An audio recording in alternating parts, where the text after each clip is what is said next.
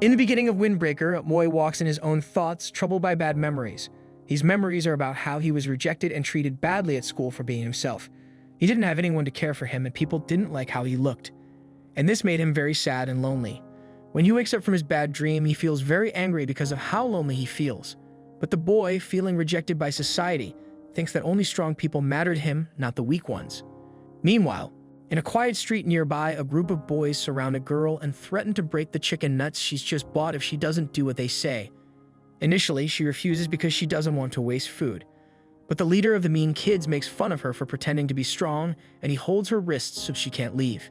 Not long after, the boy comes across the group that's bothering the girl. He steps in and asks them to stop. But the tallest boy doesn't like his interference and tries to punch him. However, the young man with his strange eyes shows his disgust for bullies like them and swiftly defeats the whole gang. Not satisfied with just beating them, he grabs the leader by the collar and warns him never to forget his name, Haruka Sakura from Furin High School. With the problem solved, Sakura walks away as if nothing happened.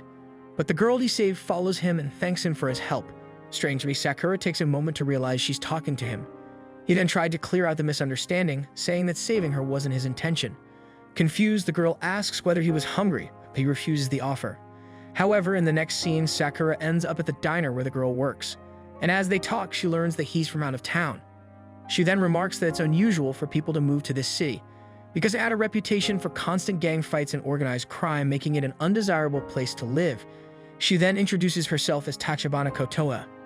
During her conversation, Sakura wonders why she's being so friendly with him, considering he's used to being feared by others, especially after the incident where he beat up 5 guys in front of her.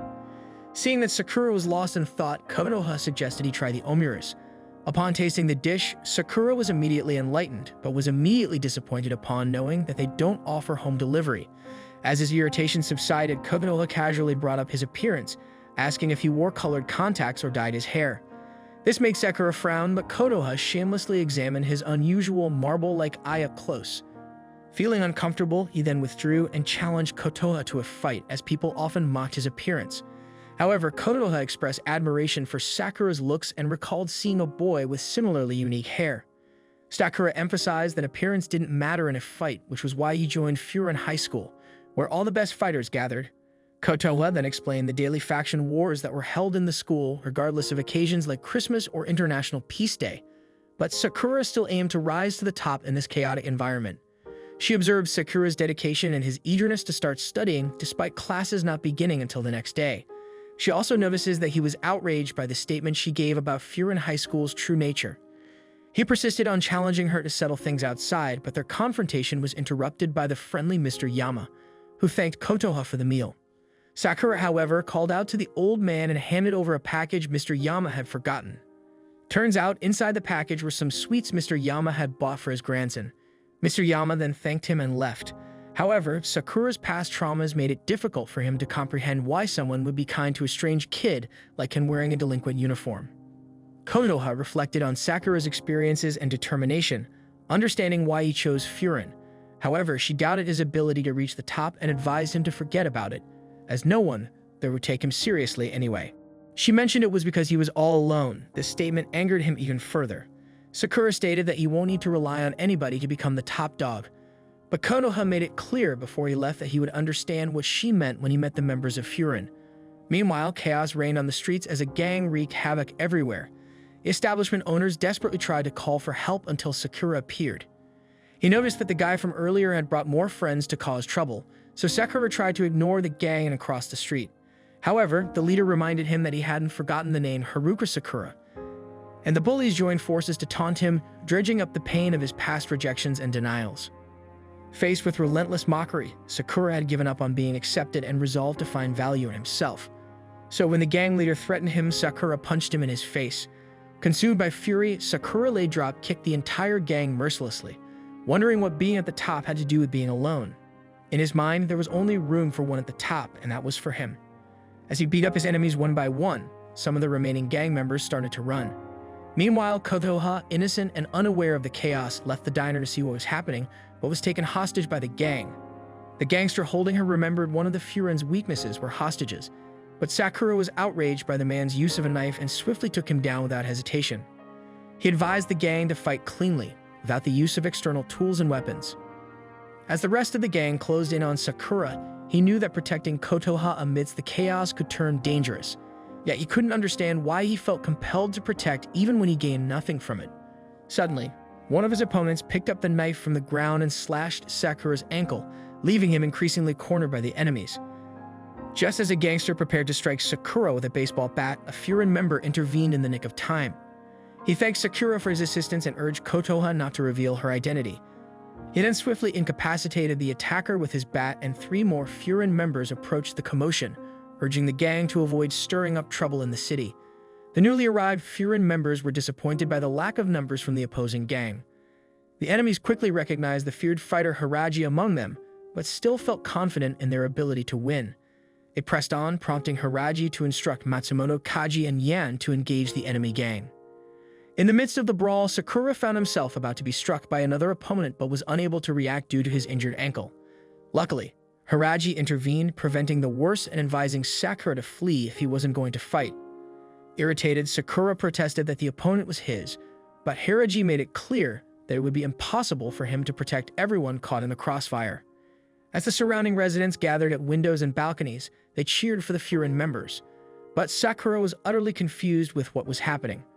However, Kotoha recalled her earlier remark about the city being a haven for gangs and hooligans, which changed a few years ago due to the Furin High School.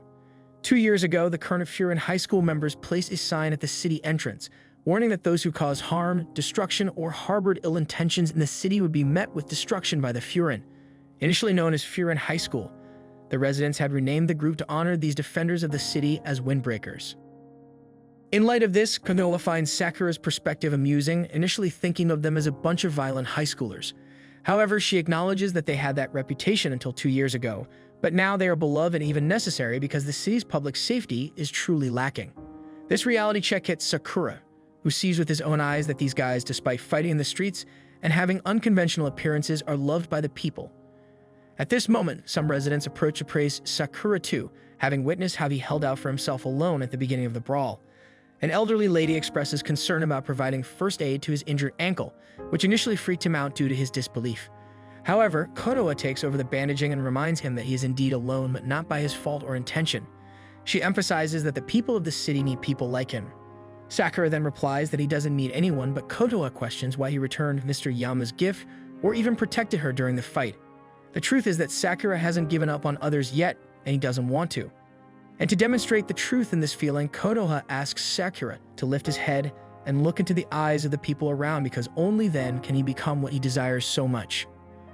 Finally, Sakura accepts the pep talk, albeit in his own violent way, affirming that even he is capable of being a delinquent who plays the role of a superhero and acts as the city's shield. He delivers another kick to the opponent's leader, while wondering if he can finally establish some genuine connections. Sometime later, Sakura arrives at Tachibana's restaurant, fuming at having to carry old Grandma Sato on his back. He then tells her to get down, but Grandma Sato refuses, fearing that she might hurt her back. After some arguing, Grandma Sato quickly dismounts and does a superhero landing, which infuriates Sakura even more. She then thanks Sakura for his kind act, and the flustered Sakura decides to leave. However, Tachibana stops him from leaving and offers him some food, as today is his entrance ceremony. Although it's still early, she insists he must be excited to go to school. Sakura tries to deny it, but she understands, knowing there are many interesting characters at Furin. Just then, a kid named Mirei arrives, falling flat on his face. He tries to get Tachibana's opinion about his new uniform, but Sakura points out that he still has tags on his jacket. After Mirei manages to remove the tags, Tachibana informs Sakura that they'll be in the same grade. Mirei notices Sakura's unusual hair and eye, and Sakura braces for a potential problem. Turns out, Mirei is surprised by Sakura's white hair and deduces that Sakura must have it rough, always being so stressed out at his young age. Trying to understand why someone like Sakura came to their town, Mirei eagerly explains that Furin High is no ordinary school. Members of Furin stand up to protect the locals, defending the weak and crushing the wicked, making them heroes of justice. Everyone who comes to Furin admires them and wants to help protect the town as well. Mirei is one of them, but he wonders why someone with no ties to the town, like Sakura, came. Sakura makes his intentions clear, revealing he's there to claim the top spot. While protecting the town is noble, Sakura just wants to be the best among them. Mirei gets serious, cautioning Sakura against making promises he can't keep, jokingly citing fear of Sakura going bald. Irritated, Sakura demands they fight, but it's getting late. Nirei must leave for town patrol before the entrance ceremony, as he'll also be a hero of justice from today. As he exits clumsily, Tachibana remarks on his humor. While Sakura can't believe such a dork wants to be a hero of justice. Tachibana is surprised to hear Sakura talking about someone else's looks, but Sakura clarifies that he meant guys like Nirei are the type to always back out of fights, which to him is the lamest thing.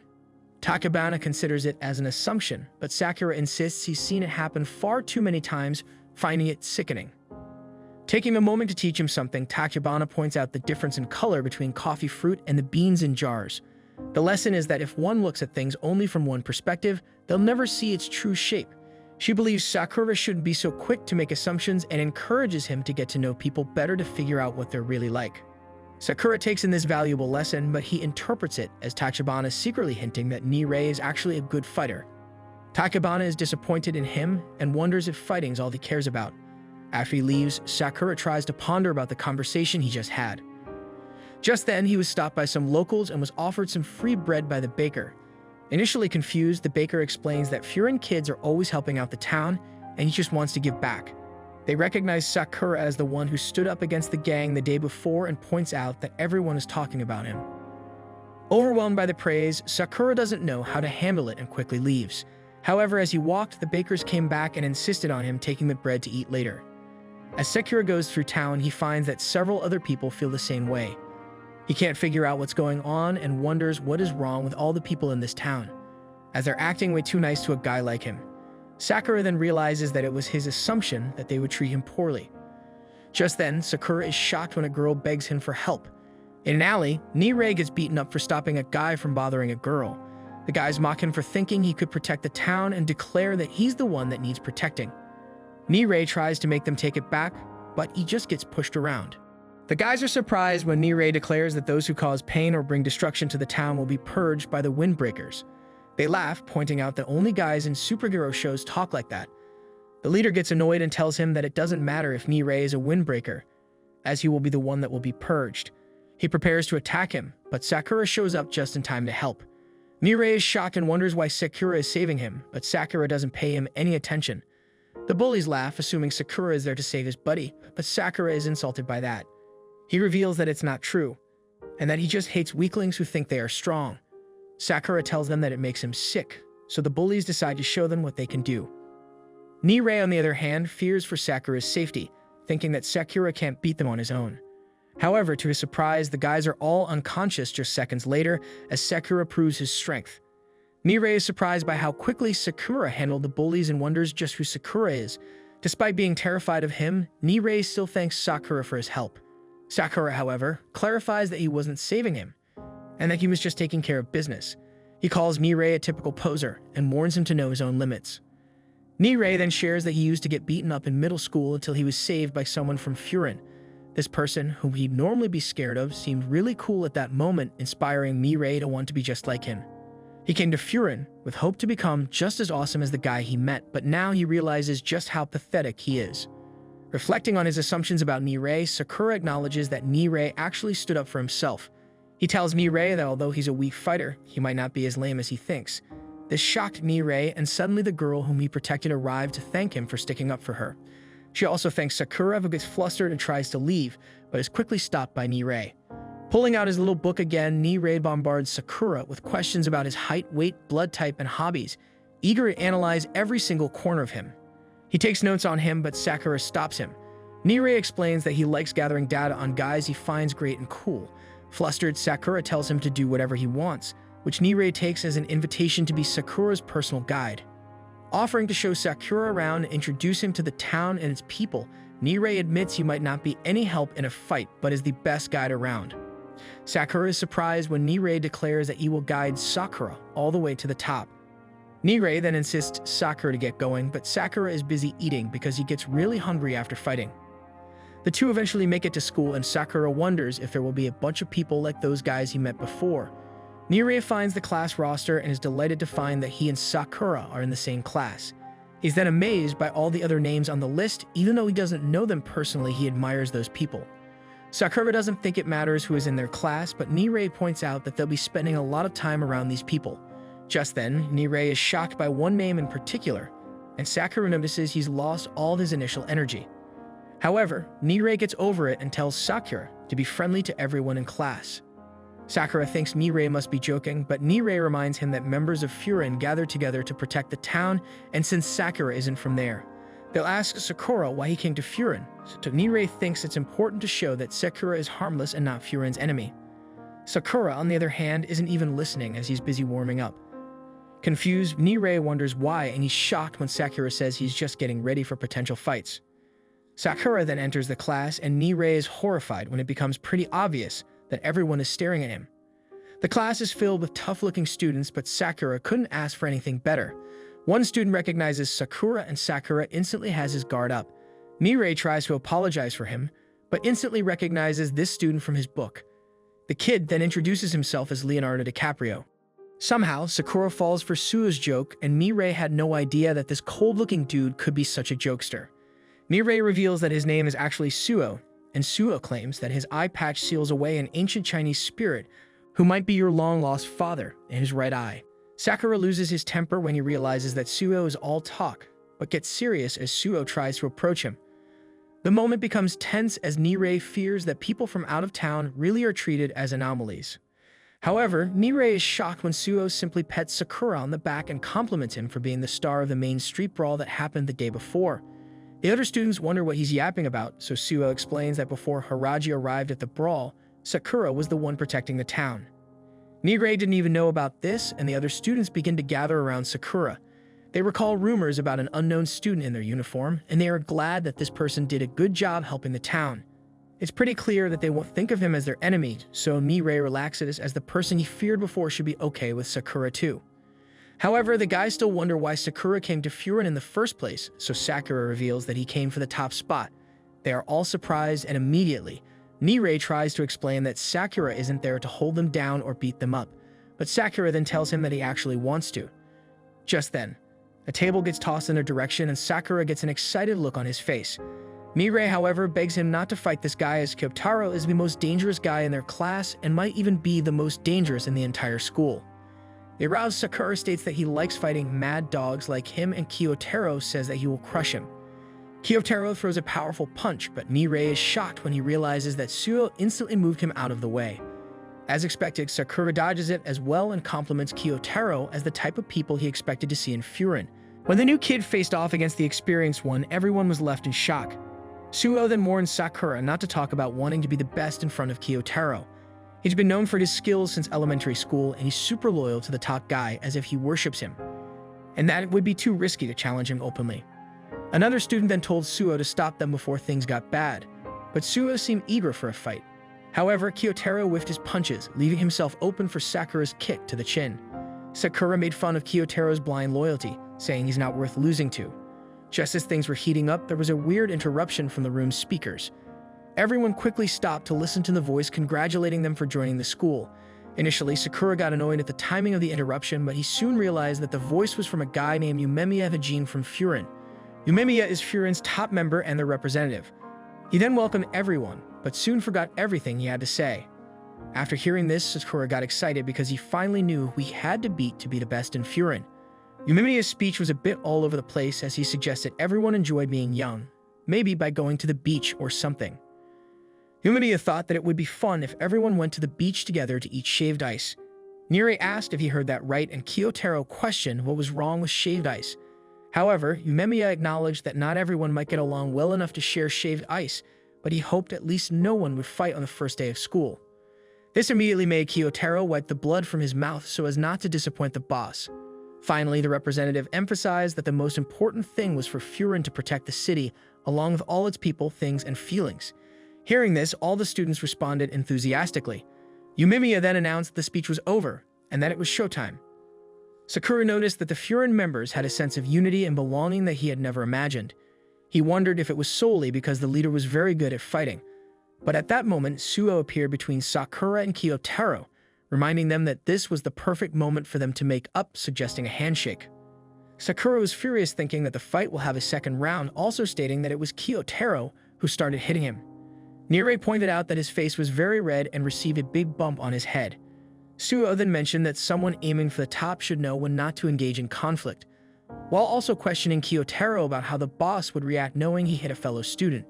Kiyotaro then quickly extended his hand to his opponent and Nirei begged his friend to do the same. Meanwhile, Sakura isn't good at these kinds of things, but it seemed that it must be done. Thinking that it was strange to touch someone other than in a fight, upon seeing them make up, Suo recalled the boss's words about enjoying their youth, which made the two angry. After the incident, several boys from the class hugged the newcomer and wanted to know how he managed to land a hit on Kiyotaro. While they debated about the fight, Sakura reflected that since arriving in this city, his human relationships were very different from his past interactions. This reflection silenced the young man, and when another classmate asked if he was okay, Sakura once again showed his lack of social skills, but at this moment he realized that the human body temperature was warmer than he thought. Sometime later, Takeshi called all the students to go outside and Sakura found himself painting a graffiti-covered wall, wondering what the heck he was doing there. Flashback to 30 minutes ago, Sakura complained that he had just arrived in the classroom. However, the supervisor didn't want to hear it and told everyone there to follow him to the courtyard. Checking his stopwatch, Hiraji saw that it took people 7 minutes, 48 seconds, and 26 milliseconds to leave the room and commented that kindergarten children are usually faster than them. Sakura paid attention to that guy and remembered he was the same one who appeared in yesterday's fight when he was saving Kotoha from the cafeteria. Suddenly, Hiraji went after Sakura and threw him to the ground, reminding him that he wasn't allowed to tell anyone that Kotoha was present in that place because if the boss found out she was in danger, it would be a lot of trouble. Finally, he gave Sakura one more chance to keep his mouth shut, otherwise Hiraji would end up vomiting blood from stress. He then took out a medicine to relieve stomach pressure for these kinds of situations. Sakura quickly backed away and Nirei asked what kind of guy Hiraji was. Sakura then told him that he's just a weird guy who takes stomach medicine. Nirei quickly noted this information in his notebook. Sakura asked what this crazy interest was, so Nirei explained that Tuma Hiraji was one of the 4 celestial kings of Furin. At the top of the hierarchy, they have Umemiya, and then below him are the 4 celestial kings. Each of them is the captain of each group from each year. For example, Sakura and Nirei are in the Taman group because they are from Class 1. Hiraji then tells everyone to make groups of 4 or 5 to patrol the city. Each group needs an older student to lead them. Sakura, however, wonders why he's in a group with Kiyotaro, and Sue tells him it's because the leader wants Sakura to keep an eye on both of them. Sakura tries to argue that it wasn't a real fight, but Hiraji doesn't care and separates them again. Sakura thinks it might be easier to find troublemakers and fight them instead of patrolling. But Hiraji explains that Furin's job is to defend this city, not start random fights. Sakura finds this boring, but Hiraji thinks Sakura's obsession with fighting is more annoying. Suddenly, Hiraji sees an old lady struggling to climb stairs and tells the team to help her. Fast forward a few minutes, they can be seen painting over some graffiti, which is also part of Furin's duties. As a reward, they each get a Japanese fish cake to enjoy.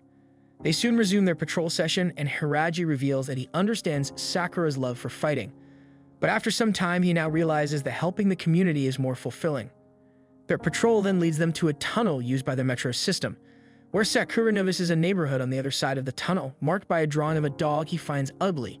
Nirei warns him to be careful because this marks the border between Furin's territory and another group's, where the other side are ruled by the Shishitoran, who believe in power above all.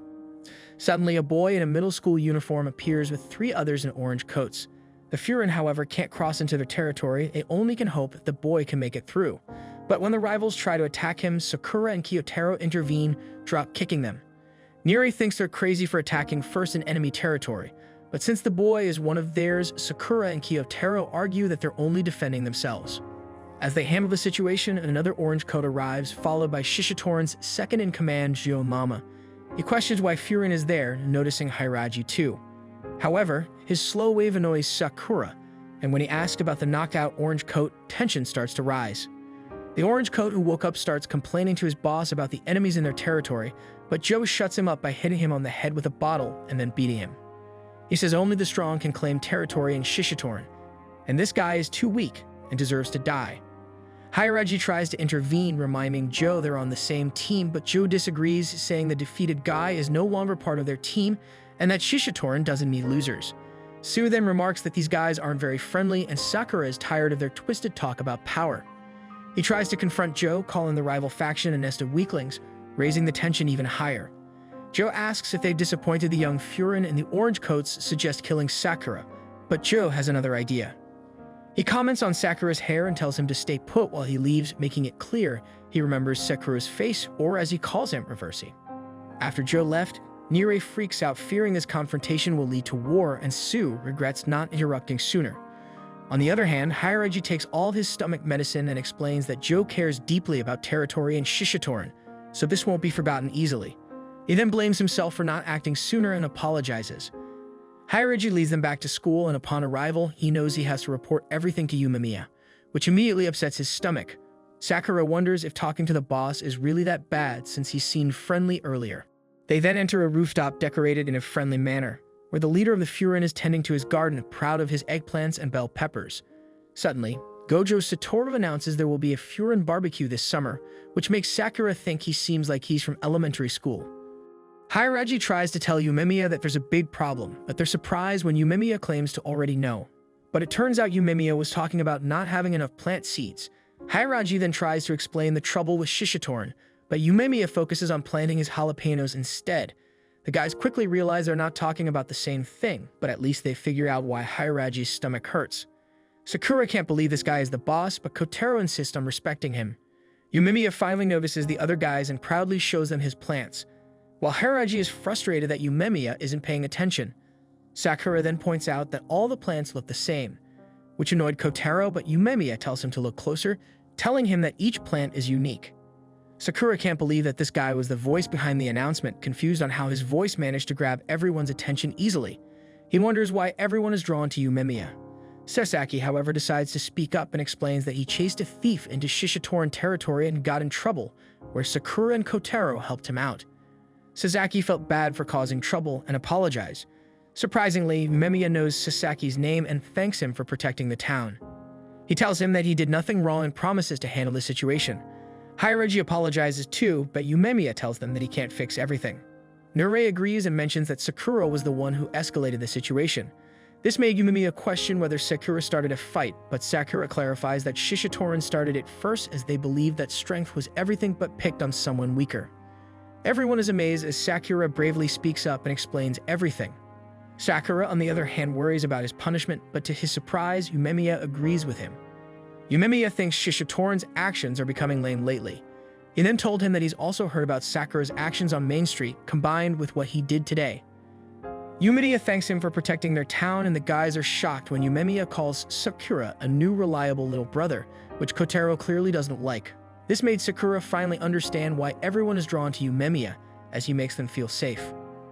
Sakura, however, unsure how to respond, pulls his hand away, questioning who made Yumemiya his big brother. Turns out, Yumemiya considers everyone in town as family, so it's not a big deal to him. Just then, Hiraji receives a call from a guy named Kaji who can barely speak and only mentions Shishitoran. Soon after, the leader of Shishitoran, Choji, appears dragging Kaji behind him. Choji calls out to Yumemiya and demands a fight. As everyone heads outside, Sakura senses Yumemiya's frightening power. He starts preparing himself, making Sakura uneasy about the situation.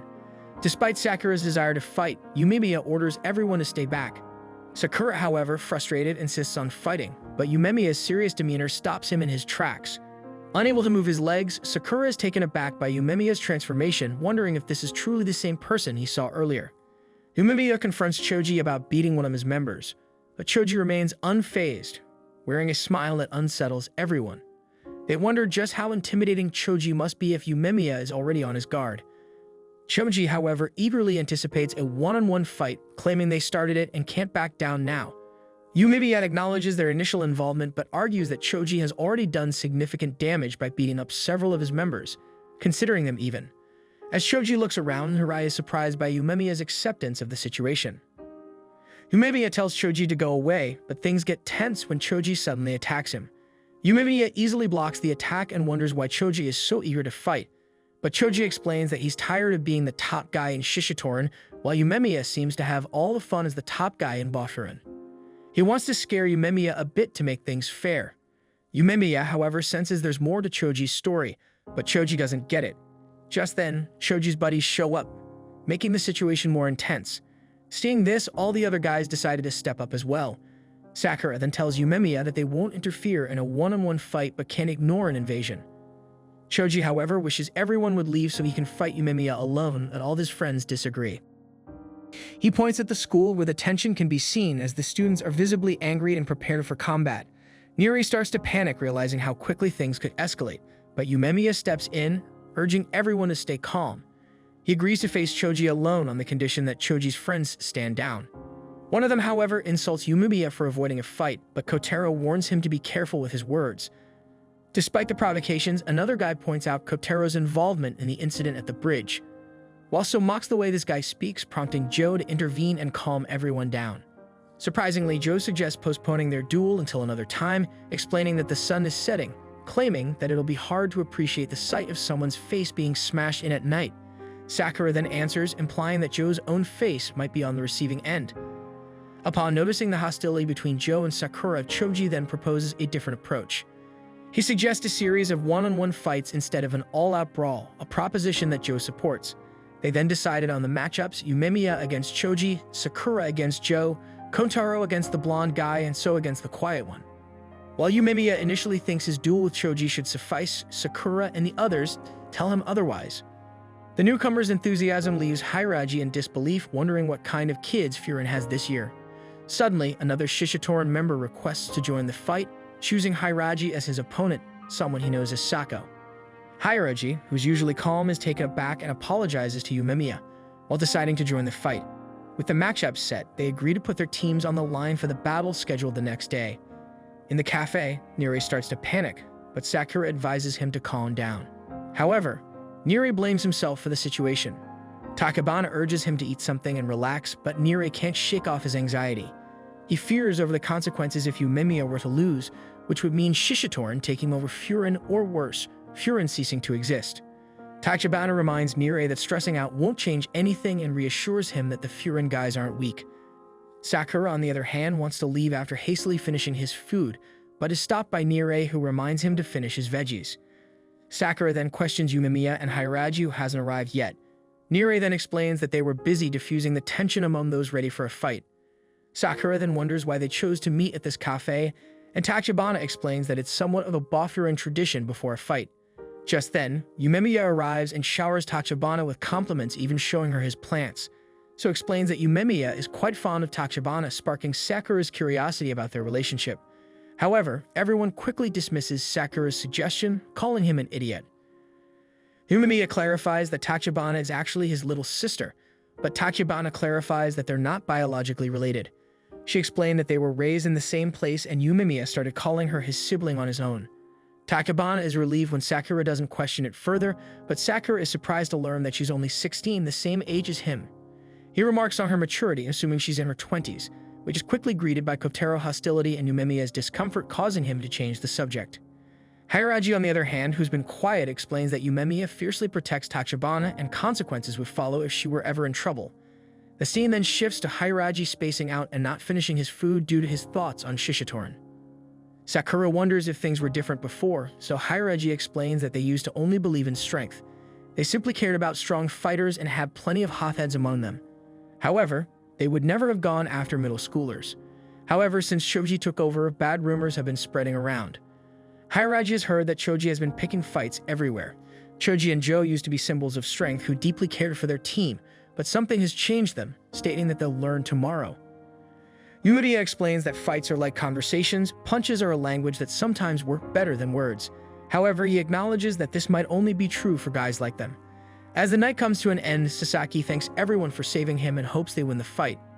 Everyone accepts his apology, but Sakura points out that he isn't fighting for his sake. Tachibana calls him a dope and tells him to say something cool like "leave it to me," which reminds Sakura of how Yumemiya said the same thing. The next day, the Bofurin guys arrive at the tunnel and enter Shishitoran territory. Sakura then reflects on how this is the first time he has ever fought for someone else. He isn't sure why, but for some reason he feels more unbeatable than ever. The episode then ends with Choji welcoming them to his territory, and Yumemiya declares that they are ready. Choji then leads the Furin guys somewhere and they follow along. Along the way, Sakura notices that the entire place is filled with bars. Niri explains that it's known for getting lively at night, but also very dangerous. Sakura then questions why Niri is there since he isn't in a one-on-one fight. Niri, however, declares that he's there because he's a member of Bofurin, and even if he can't protect others like they can, he at least wants to be able to protect himself. He wishes to learn by watching and injuring Sakura, though So can tell that Sakura was secretly flattered. Hiraji, however, gets upset with their bickering and wishes they would act a bit more mature. Nervous about the upcoming fight, Nire is reassured by Yumemiya to relax and notes the promising potential of the new students. Choji leads them further into the area and Joe formally welcomes them to Orion, the Shishitoran's secret lair. Consulting his information book, Nire explains that Orion used to be a movie theater, but is now known as Ori, meaning cage. They soon enter the theater and are greeted by cheers from Shishitoran members as it's announced that the fighters are about to enter the arena. Nire understands the nickname now because this truly feels like a cage of wild beasts. Seeing this, he then starts to worry if they'll make it back home or even if they'll make it back alive. Sakura notices Nire's worries and reminds him that he's there to study. He then instructs Nire to keep his focus forward. Choji announces that it's time to begin and Yumemiya remarks on how he's turned the whole event into a spectacle. He tells his guys that despite the grandeur, the only fight that truly matters is his one-on-one with Choji. Their wins or losses won't count, so they should feel at ease. Sakura refuses to accept this and declares that whether it counts or not, he doesn't intend to lose. The others agree and Yumemiya is pleased by how reliable they are. Choji wants his fight against Yumemiya to be first, but they won't allow the captain to start the battle. The blonde guy, Arima, volunteers to go first, noting Kyotaro's zesty stare from the beginning. Everyone agrees and they head to the stage. Sakura, however, reminds Kyotaro that they still have unfinished business, noting that if he loses to their opponents, Sakura won't waste his time to fight him again. Kyotaro, as usual, remains silent and heads to the stage. Nire tries to find Arima in his little book, finding that he's known for being a heavy hitter, capable of breaking ribs with a single punch. So, however, reassures Nire that Kyotaro is on par with Arima. However, Yumemiya surprises them by stating that they're not even in the same league. On stage, Arima is annoyed by Kyotaro's stare and uses a dirty trick to distract him by pretending that something happened to Yumemiya. Taking advantage of Kyotaro's distraction, Arima lands a punch and calls him an idiot for looking away during a fight.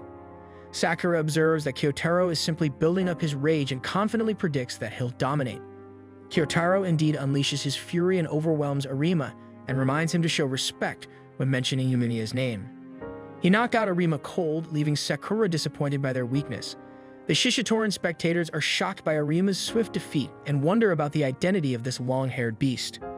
This concerns the Shishitoran guys as Kyotaro only needed one punch. Choji, however, is amused by Kyotaro's toughness. The Bofferan guys notice how focused Joe is and the eager Choji who wants to fight Kyotaro next, but Joe tells him to wait his turn. Nire is stunned by their reaction. Not only do they not care about their teammate who lost, but they're also complimenting the opponent, which made him become more certain that there is something wrong with these two.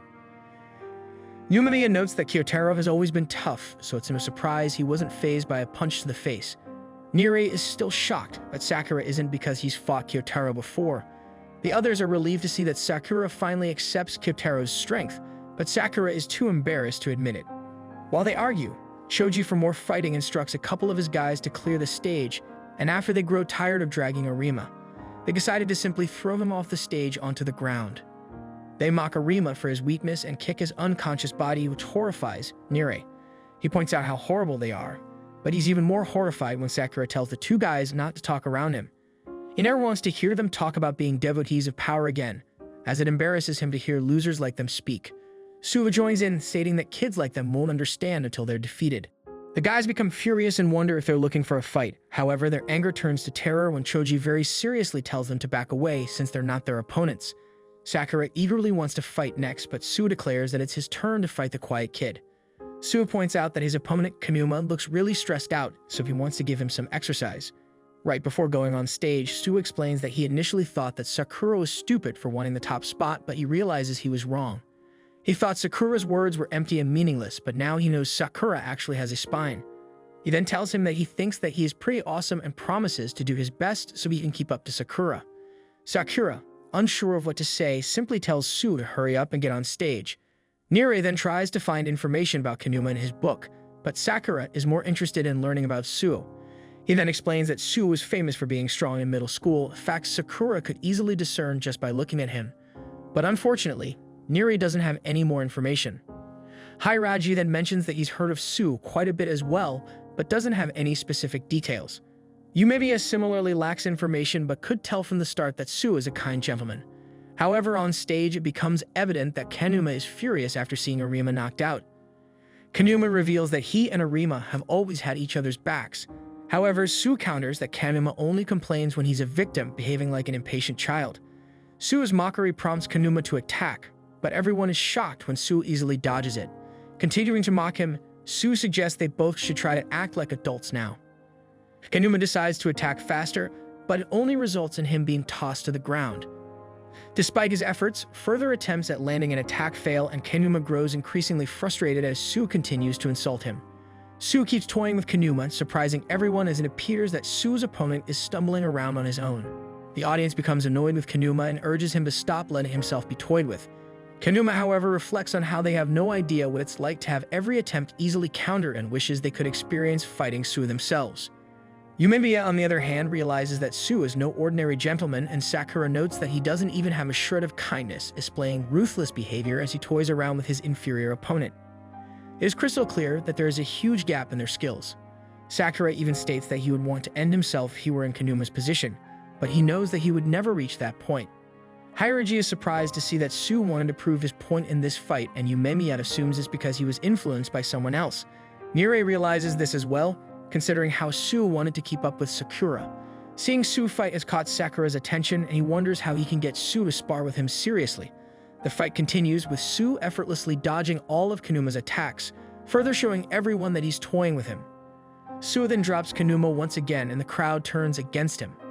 Kanuma is horrified to see Choji asleep during his fight, and Joe's lack of interest adds to his fears. Remembering what happened to the weakling under the bridge, Kanuma begins to panic. Sue notices Kanuma's panic and explains that he's finally figuring out what it takes to be an adult. Kanuma loses control and goes in for another attack, but Sue easily stops him. Shocked, Kanuma realizes that Sue knows what's going on in his head, assuming Kanuma is imagining becoming the person he mocked under the bridge. Sue calmly points out that imagination is essential to becoming an adult and tells him that he can finally move on to the next step.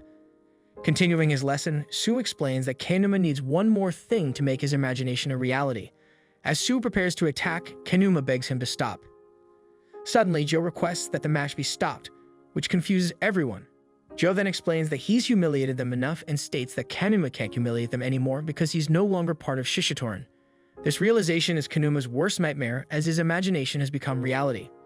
Sue then begins his final lesson, telling him that becoming an adult means being able to empathize, which requires imagination and experience. Sue is pleased for Kanuma, as he was able to learn something from the experience. The audience falls silent in disbelief at how thoroughly Kanuma was toyed with. None of the Shishitoran guys even recognize Suo, realizing he must be a first-year student. This revelation concerns them deeply, realizing that both Yumemiya and Suo are trouble. Suo, however, remains humble about his victory, but Niri wants to know whether he used kung fu or martial arts. Though he surprises him by admitting he doesn't even know his fighting technique, as his master just made it up. Niri diligently takes notes, and Suo apologizes for his behavior against Kanuma, stating that Sakura motivated him. Sakura doesn't care about Suo's apology and only wants to ensure Suo goes all out when they fight each other. Niri, however, is confused by Sakura's thirst to fight everyone, and Suo remarks that he wouldn't want to fight Sakura since he seems like a hassle to fight. They then argue, but Yumemiya is pleased to see everyone so lively. Despite this, Yumemiya can tell they will make a great team. Suddenly, they see Kanuma dragging Arima's body. Kanuma is so traumatized by what happened and tells Arima that it's all over. Shoji, on the other hand, wants to fight Suo, but Sakura declares that it's finally his turn. Unfortunately for him, Sako points at Hiraji, who apologizes to Sakura as he must go first. Sakura is furious and assumes that Hiraji doesn't think he can win, but he's shocked to find out that Hiraji trusts him. Flustered, he declares that he doesn't need Hiraji's trust, saying that he will win either way. Back to the fight, Hiraji doesn't usually speak much about himself, but he and Seiko seem to know each other. Koji cheers Sako on, but Joe is surprised that Sako insisted on a one-on-one with someone, as it's very unlike him. Joe wonders if something happened between the two, as he can never tell what Sako is thinking. Shoji, however, is more excited than anything, as it's not every day they get to see one of Bafurin's 4 kings fight against someone. Hiraji tries to catch up with Seko, but Seko remains silent, causing him to apologize, stating that he will win this fight. Shoji demands they stop talking and just fight, and Seko showcases his insane speed, surprising everyone. He declares that he's tired of Hiraji looking down on him and asserts that his old self is gone. They then battle it out as Hiraji barely avoids a devastating kick. Shoji cheers Sako on, while Niri is terrified at the pressure Seko is putting on Hiraji. Joe, however, is impressed by Sako's performance, explaining that Sako has been in more fights than anyone and joins Shishitoran, seemingly out of desperation. They are surprised by how much Sako is talking, as he usually only says yes or no, and sometimes one more word if they're lucky. Dodging Hiraji's attacks, Sako points out all his weaknesses, disappointed that Hiraji hasn't improved at all. Hiraji notes that Sako has become more talkative, mentioning their past, which infuriates Sako even more. He then launches another attack, shocking Hiraji with his increased speed, as he is disappointed to see that Hiraji not only hasn't improved but has even gotten weaker because he hangs out with a group of pushovers. This made Sekura furious, not towards Sako, but towards Hiraji. He points out that they're getting mocked because of him, and that the only weak part about Hiraji should be his stomach. This prompted Nire to hold Sakura back, while Suo observes that Sakura is starting to care more about his friends than before.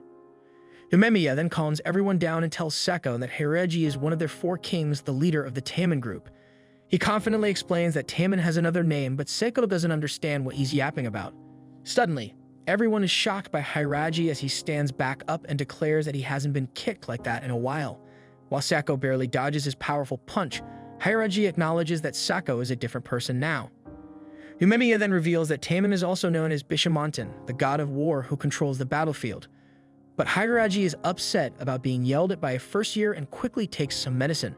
The scene then shifts into the past, where some bullies once targeted Sako for his being smart. They beat him up regardless, but the young Hiraji intervened to defend him. But in the present, they're fighting more evenly.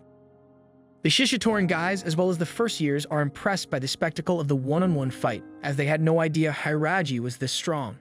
Sakura, however, wishes that Hiraji had shown his strength from the start, but Suo believes he was also inspired by Sakura's words. Choji, on the other hand, is also surprised by Sako's fighting ability, but Joe can see that Hiraji has the upper hand. As the fight progresses, it becomes even more evident. However, Sako refuses to accept that Hiraji's current self is stronger than him, finding it nonsensical given Hiraji's comfortable life and friendly circle. Back in the past, Hiraji then helped Sako after beating up all the bullies, but Sako couldn't understand why Hiraji helped him. Hiraji then explained that he didn't like people picking on the weak. He then encourages Sako to fight back even a little to prevent further bullying. Sako, however, admired Hiraji's strength and begged him to teach him how to fight. He then explained that Hiraji was a person who never sought followers but naturally garnered everyone's respect. Sako looks up to Hiraji and wants to help him reach the top. But however, one day his world shattered when Hiraji told him to stop following him. Hiraji explained that he decided to follow someone named Yumemiya, making it clear that if Sako stayed, he would just be disappointed by him. Devastated, Sako channeled his anger into fighting until he was found by Joe and Choji, who at that time was impressed by his strength. The only thing Sako asked was whether they had strong members, which they assured him they did. Joe then explained Shishitoran's philosophy, emphasizing their devotion to power, or the stronger individuals are recognized and ascend higher. However, Sako didn't care about his speech, focusing solely on his desire to fight strong opponents, as he was determined to become stronger to defeat Hiraji and prove him wrong.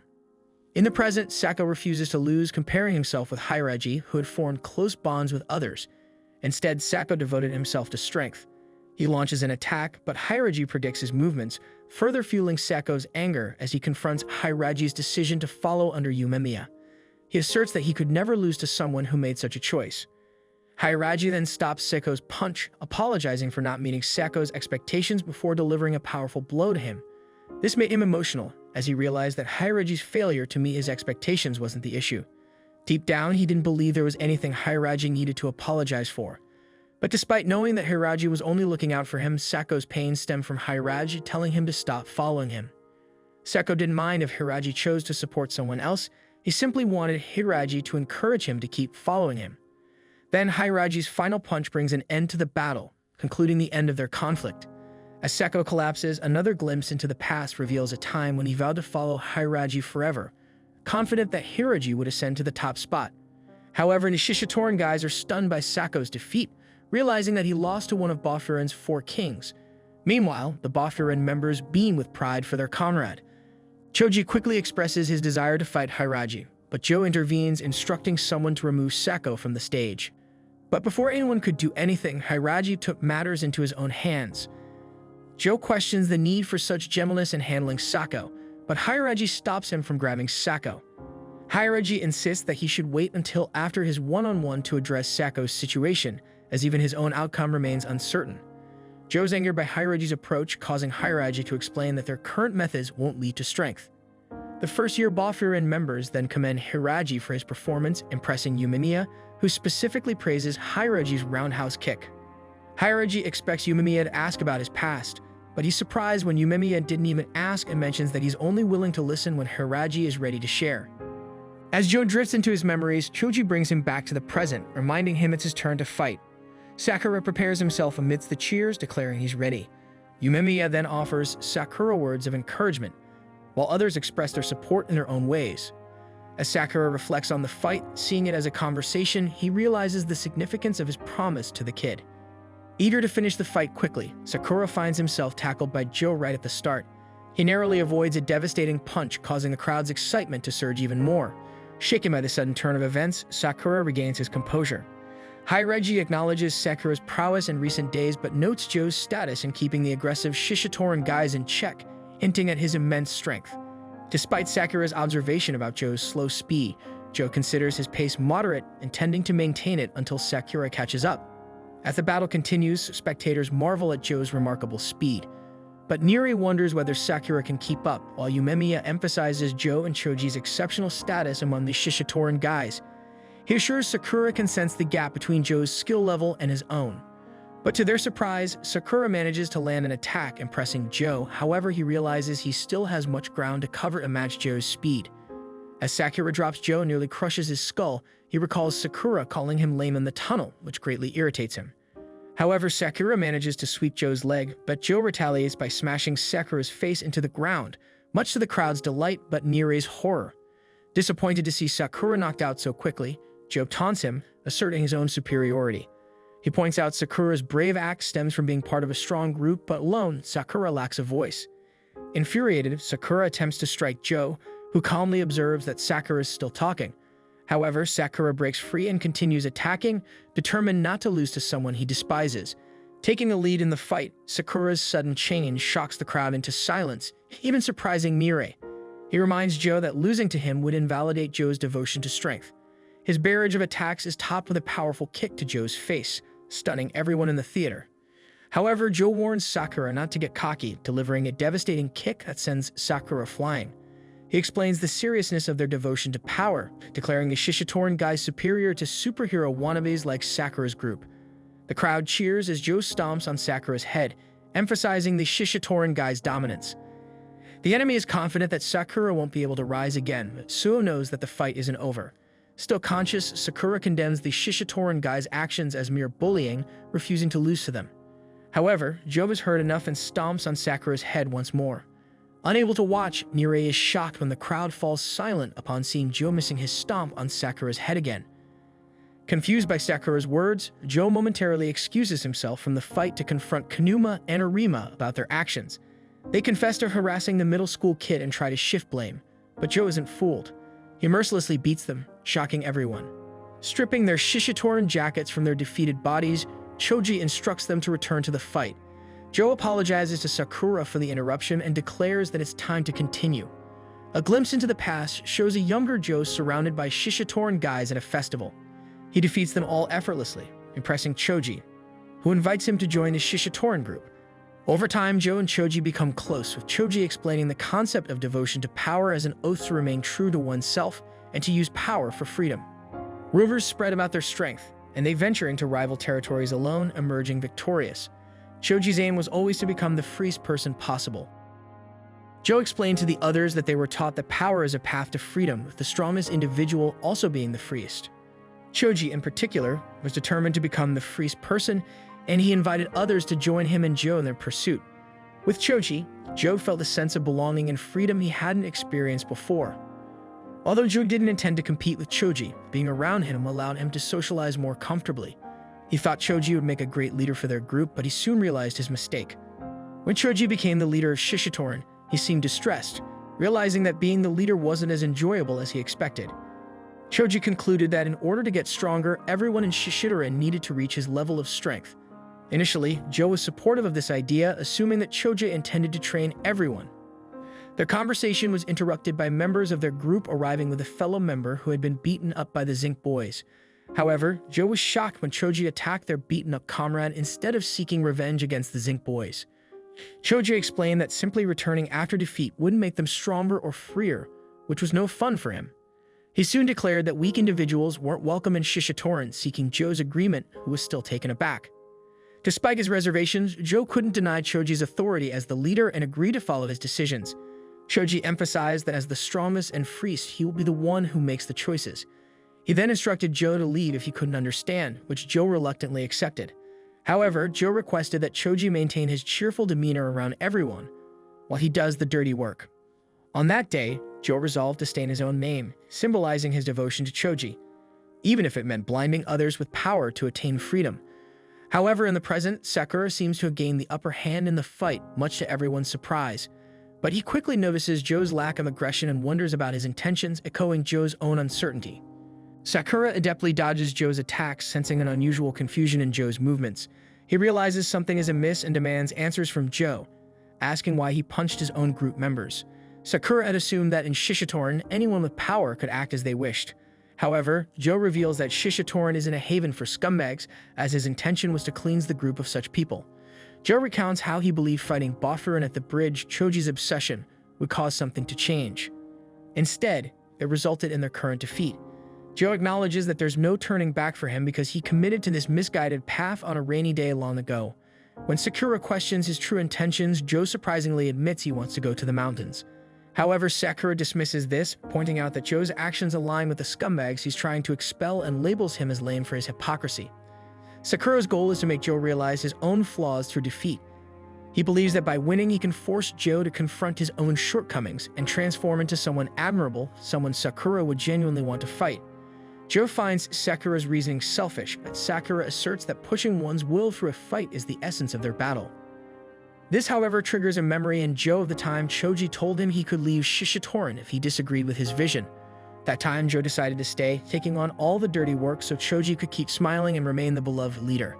Back in the present, Sakura declares that no matter how strong his opponent or what the past holds, he will never look away or compromise who he is.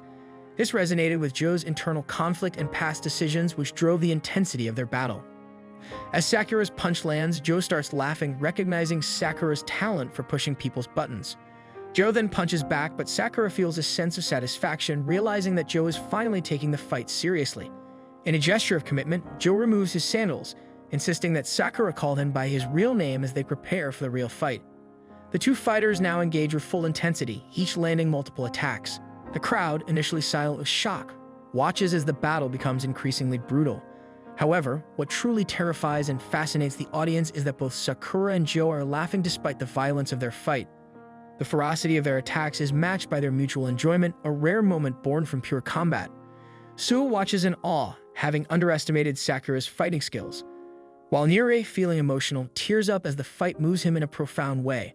Hairaji and Yumemiya are also impressed by Sakura's unexpected strength and determination, while Choji remains silent. During the fight, Sakura is filled with confusion as he wonders why he feels at ease fighting someone he considers a scumbag. The comfort of being called by his name during a fight was new to him.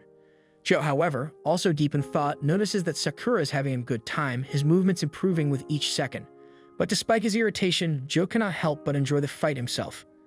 As they land a kick on each other, Nire watches in horror as Joe and Sakura collapse, but the two fighters continue laughing. Joe, experiencing an unexpectedly enjoyable fight, shares a mutual sense of fulfillment with Sakura. But despite their fun, they decide it's time to end the fight. They charge at each other one last time, preparing their most powerful punches. In that moment, Joe reflects on Sakura's resolve to stay true to himself, realizing he should have stood up to Choji's misguided vision instead of averting his eyes. Seeing the potential in Sakura, who fearlessly asserts his will, Joe decides not to follow through with his punch. Instead, he silently thanks Sakura for helping him understand his own failings. Allowing Sakura's punch to land and Joe, unable to move, concedes defeat. The audience is stunned, having never heard Joe, the fearless fighter, admit defeat. Even the Bofurin guys are speechless. Sakura, however, is furious and demands to know why Joe gave up on purpose, feeling cheated by the outcome. But before Joe can respond, Choji excitedly declares his desire to fight Sakura someday, but for now he's ready to face Yumemiya. Joe, having realized the error in their approach, urges Choji to call off the fight. But Choji, too focused on his upcoming battle with Yumemiya, Joe still insists, but Choji quickly silences him with a sudden attack, telling him to shut up and accept his loss. This enrages Sakura, who attempts to punch him, but suddenly, Yumemiya appears out of nowhere to stop him. He then calmly tells Sakura that it's time to swap spots, acknowledging Sakura's morals by defending Joe. Despite his anger, Sakura backs down as Yumemiya points out that Sakura's defense of Joe proves they had a meaningful conversation through their fight. Yumemiya then turns to Joe and asks if he can leave the rest to him. Joe, surprised but trusting, agrees and leaves the stage with Sakura following. Sakura, in his typical angry attitude, warns Yumemiya that he'll beat him up if he loses to Choji. As he walks off the stage, Sakura struggles to understand why Joe's attack makes him so angry. He recalls how Yumemiya praised his conversation through the fight, but he still can't grasp the meaning since he didn't hear any words from Joe's fists. Nire catches Sakura as he almost falls, and the others welcome him back. Hayaraji, sensing Sakura's dissatisfaction with the fight's ending, explains that Joe was trying to set things right in his own way. He then compliments Sakura on his performance, but Sakura, as usual, doesn't know how to take a compliment. On the stage, Choji is excited about finally fighting Yumemiya, but Yumemiya wants to ask him something first. He asks Choji if he felt anything while watching Joe and Sakura fight. Choji, confused, says he didn't, prompting Yumemiya to express his disappointment, calling it a shame. Choji, however, insists that he doesn't care and expresses his envy due to the number of strong fighters in Bofurin compared to Shishitorin. Realizing the weakness of his own group, he concludes that this is why he can't achieve freedom. The audience is shocked by Choji's words and can't believe he truly thinks so little of them. Choji continues to clarify that he only values power and finds comfort in knowing that if he wins, Bofurin will be his. Choji, fueled by his desire for freedom and fun, launches himself at Yumemiya with a barrage of punches. Yumemiya manages to fend him off, but Choji keeps coming relentlessly. The Bofurin members are stunned by Choji's reckless fighting style, seeing him as a natural-born monster, followed by Hayaraji acknowledging this as Choji was the youngest leader in Lion's Head's history. Meanwhile, Sakura, still filled with anger, reflects on actions against Choji, realizing that he would have lost if Yumemiya hadn't intervened to stop the fight. Not wanting to lose, Sakura is determined to become even stronger. As Choji continues his aggressive attacks, Yumemiya pauses to offer him some advice. He warns Choji that things will remain difficult for him if he keeps dwelling on what could have been. However, Choji, frustrated by Yumemiya's words, brushes them off and resumes his assault. Yumemiya then demonstrates his terrifying strength with a punch that forces Choji to retreat. But despite not landing a direct hit, Choji finds his nose bleeding. Yumemiya then declares that against someone who has no feelings, he's 100% sure that he won't lose. As the fight between Choji and Yumemiya continues to intensify, Choji tries to leverage his speed to slip behind Yumemiya, grabbing his jacket and pulling him back for a powerful kick. Despite what should have been a devastating blow, Yumemiya remains unfazed, turning around to deliver another powerful punch. Choji, however, reacts quickly, dodging out of the way, but he can't comprehend why his hits seem ineffective. Yumemiya then explains that Choji's punches feel light because he lacks support fighting with no one behind him. Choji, insulted and confused by the implication that friendship influences fighting strength, refuses to acknowledge this and resolves to keep attacking until Yumemiya goes down. He charges in again, trying to overwhelm Yumemiya's defenses. When he finally sees an opening, he sweeps Yumemiya off his feet and connects with a heavy uppercut. However, Yumemiya remains unfazed, stating as much before spiking Choji against the ground. The crowd watches in silence as Choji struggles to get back on his feet. Once he does, he launches another desperate series of attacks, hoping to claim his freedom as the strongest. Dodging Choji's first punch, Yumemiya asks what Choji thinks it means to be free. Choji, while still attacking, answers that freedom means having fun, and that fun means fighting strong opponents like he is doing now. Yumemiya points out that if fighting strong opponents is what Choji finds fun, it's strange that he doesn't look like he's enjoying himself at all. He suggests that Choji doesn't truly understand what he wants, which is why he remains unsatisfied and is attempting to steal Furin. Yumemiya pities Choji but feels even more sorry for the team that is stuck with him as their terrible leader. Yumemiya decides to teach Choji what it means to be a true leader, and the others watch as he one-sidedly beats down Choji. Nire, observing the fight, expresses how glad he is to have come to Furin Academy and to have Yumemiya as his leader. Back on stage, Choji remains confused about Yumemiya's message about treating his people better. He recalls a time when everyone seemed to be having fun, but that was a long time ago, and he still doesn't understand why things changed. Choji, tired of the confusion and the constant reminders of what he doesn't understand, gives up. He declares that he no longer wants to steal Yumemiya's friends, he doesn't need them or anything else. Choji's world turned gray a long time ago, and he can barely remember when things changed. To him, the world is dry and cold, and nothing he does can change it. He has been searching for what he was missing to bring color back to his world, but now he doesn't care anymore. He has accepted that nothing can change the lifeless wasteland that is his heart. Yumemiya notices the change in Choji's state of mind and charges forward, but he ends up letting himself get hit without fighting back. As he's getting his face pounded, Sakura, filled with rage, gets up and yells at Yumemiya, reminding him that he had said there was no way he was going to lose. However, Kyutaro tells Sakura to shut up and let Yumemiya handle it. Once Choji has finally tired himself out from punching Yumemiya, Yumemiya apologizes to him for backing him into a corner with such a difficult question. As Choji bites down on Yumemiya's throat, drawing blood, Yumemiya doesn't flinch. Instead, he continues to comfort Choji, telling him that the answer he's searching for has been inside him all along.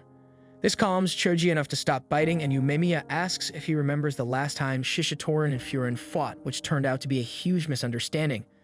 Yumemiya recalls how much fun Choji seemed to be having with his teammates back then, and how his punches had real weight because they were backed by genuine emotion and camaraderie, unlike now. Yumemiya encourages Choji to think back to that time and realize what he needs to change. As Yumemiya gets up and starts approaching, Choji flinches, expecting payback for all the punches he landed. Instead, he feels the warmth of Yumemiya's hand. Yumemiya is trying his hardest to make Choji remember his true self because, as the leader of Shishitoran, Choji needs to fit the role better.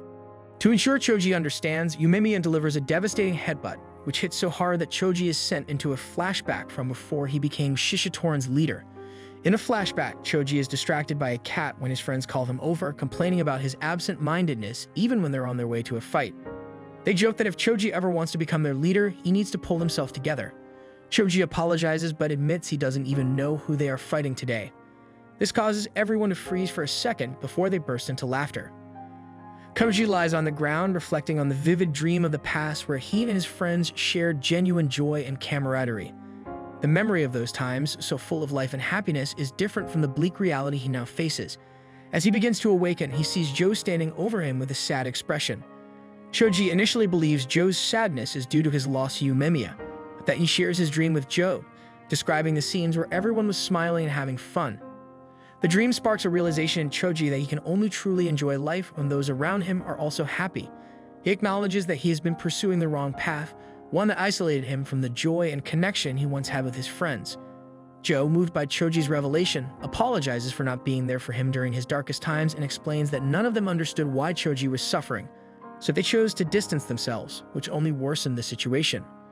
Joe admits that he hated seeing Choji hurt others and couldn't forgive him for shattering his own dream. Despite knowing Choji's actions were wrong, Joe turned a blind eye and even supported him, hoping it would bring some semblance of happiness back to his friend. However, after fighting Sakura and learning from his unyielding spirit, Joe realizes that as a true member of Shishitoran, he should have confronted Choji directly and expressed his feelings. Choji lies on the ground, battered and bruised, sharing his heart with Joe. He explains how he worked tirelessly to become the top dog, believing it would lead him to the fun and joy he wanted, likening his journey to chasing after a treasure chest at the top of a hill, filled with excitement and anticipation for the amazing rewards he imagined inside. However, when he finally reached his goal and opened the chest, he found nothing. The emptiness inside the chest mirrored the hollowness he felt within himself. No matter what he did, he couldn't fill that void, and it scared him. As time passed, Choji's world grew darker, and he began to blame his team for his lack of fulfillment. He assumed that their collective weakness was the reason he wasn't having fun. This led him to the misguided belief that if only strong people were allowed in Shishitoran, it would all be free and have fun together. But now he assures Joe that none of this was Joe's fault.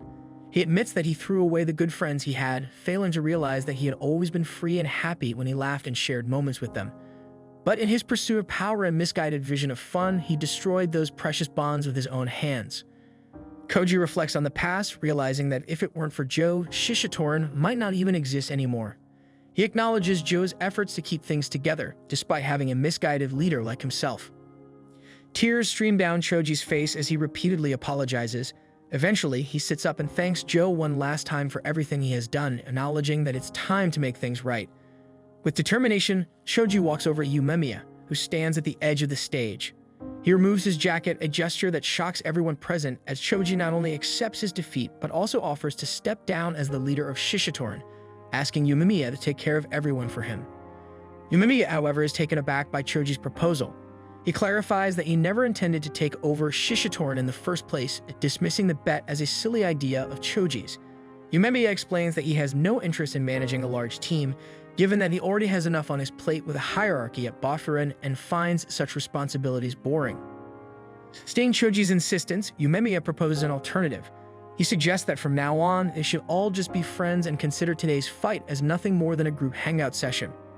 With a grin, he addresses the crowd, thanking them for coming to watch. The crowd, initially confused, begins to process Yumemiya's words. For the first time in a long while, Choji genuinely laughs, finding Yumemiya's nonchalant approach both refreshing and hilarious. With the situation settled, Yumemiya calls for everyone to pack up and head home. Thank you for watching the 9th episode's recap of this anime. If you enjoyed this video and want more of it, go ahead and hit that like button down below and don't forget to subscribe to the channel. Let's grow this community into a huge one and help us reach the goal of hitting 5,000 subscribers.